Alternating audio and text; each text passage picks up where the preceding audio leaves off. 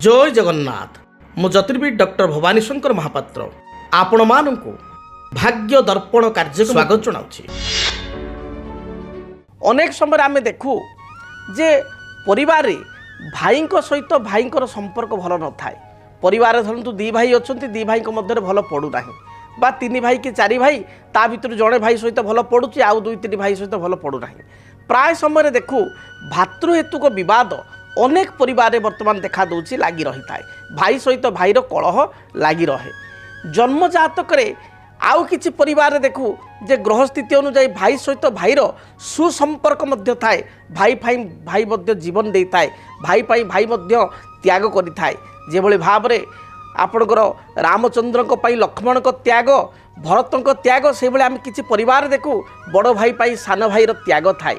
आउ किछि परिवार देखू जे बड़ भाई आपणकर जदि रावण ताले सान भाई विभीषण भली गृहभेद मध्य करिथाए। ये समस्या कौन पाई देखाई था ये फरकटी जातक कौन पाई देखा दिए। प्रथम आम देखा भातृ विवाद कहीं होता है। जन्म जातक आमर जन्म कुंडली रे लग्नर तृतीय भाव थर्ड हाउस हूँ भातृर भाव भाईंकर भाव। जदि तृतीयाधिपति जातक नीच पापग्रह युक्त अस्त किंबा पापग्रह दृष्टि थाए ताले भातृहेतुक समस्या देखा दे थाए। भातृ कारक ग्रह होचंती मंगल। भाई कारक बा भातृ कारक ग्रह होचंती मंगल।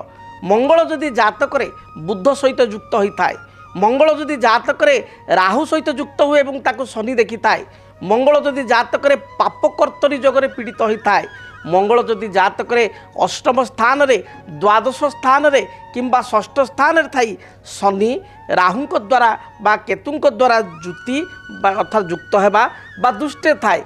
ए परिस्थिति देखा जाए भाई सहित भाईर संपर्क भल रहे ना।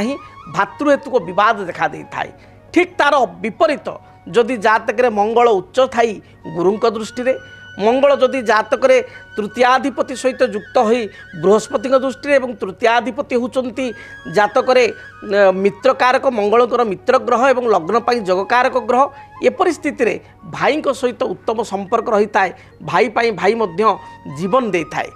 तेणु जन्म जातक तृतीय स्थान होची भातृस्थान एवं एकादश स्थान आम भातृ विचार करिपरिबा बड़ भाई ज्येष्ठ भ्राता। जदि आपण को बड़ भाई सहित संपर्क भल रहूना ताले एकादश भाव आपणकर अग्रज को आप ने। एकादश भाव जदि शुभग्रह थांती ताले बड़ भाई सहित संपर्क उत्तम रही थाए।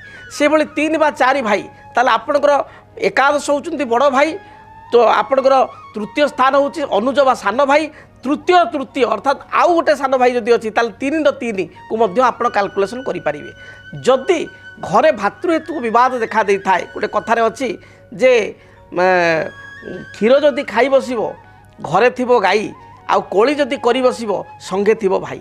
तेणु भाई होची भाईर बल। जदि परिवार रे भाई भाई सहित उत्तम संपर्क रही थाए ताले पारिवारिक जीवन सुखप्रद होता है।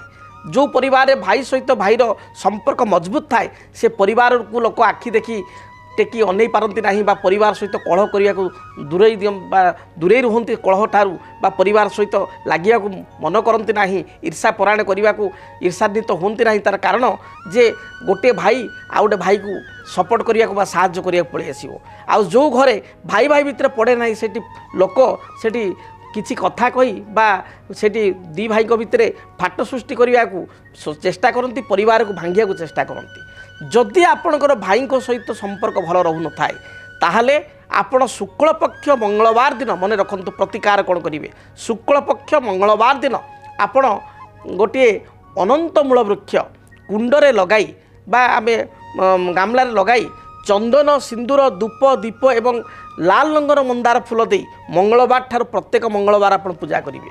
मंगलवार गुड़िक आपण कौन चौकीदार जो माने चौकीदार ग्राम रक्षक बा सिक्यूरीटी गार्ड एमान को आपण अति कम रे 500 ग्राम बा गोटे केजी मसूर डाली एवं किसी गुड़ आपणकर 500 बा 250 गुड़ एवं ଆପଣଙ୍କର 1 କେଜି ବା 500 ଗ୍ରାମର ମସୁର ଡାଲି ତାଙ୍କୁ ପ୍ରଦାନ କରନ୍ତୁ।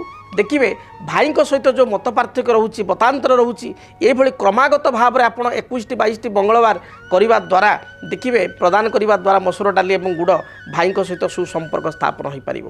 ସେହିଭଳି ଯଦି ଆପଣ ପ୍ରତ୍ୟେକ ଦିନ ଘରେ ସୁନ୍ଦରକାଣ୍ଡ ପାଠ କରିବେ, ତାଦ୍ୱାରା ମଧ୍ୟ ଭାଇଙ୍କ ସହିତ ଯେଉଁ ମନୋମାଳିନ୍ୟତା ରହିଛି ବା ସମ୍ପର୍କ ଖରାପ ହେଉଛି ତାହା ମଧ୍ୟ ଦୂରୀଭୂତ ହେବ।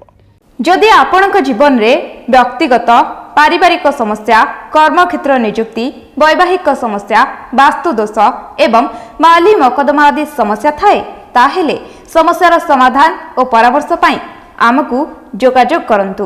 ଜ୍ୟୋତିର୍ବିଦ doctor Bhabani Shankar Mahapatra, Budheswari colony, plot number 26, Bhubaneswar. Phone number 9776833302 9439444924। ଆମର ୱେବସାଇଟ୍ www.srijagannathastro.com। DTV ଓଡ଼ିଆ ଦେଖିବା ପାଇଁ ସବସ୍କ୍ରାଇବ୍ କରନ୍ତୁ ଏବଂ ବେଲ୍ ଆଇକନ୍କୁ ମଧ୍ୟ ଦବାଇ ଦିଅନ୍ତୁ।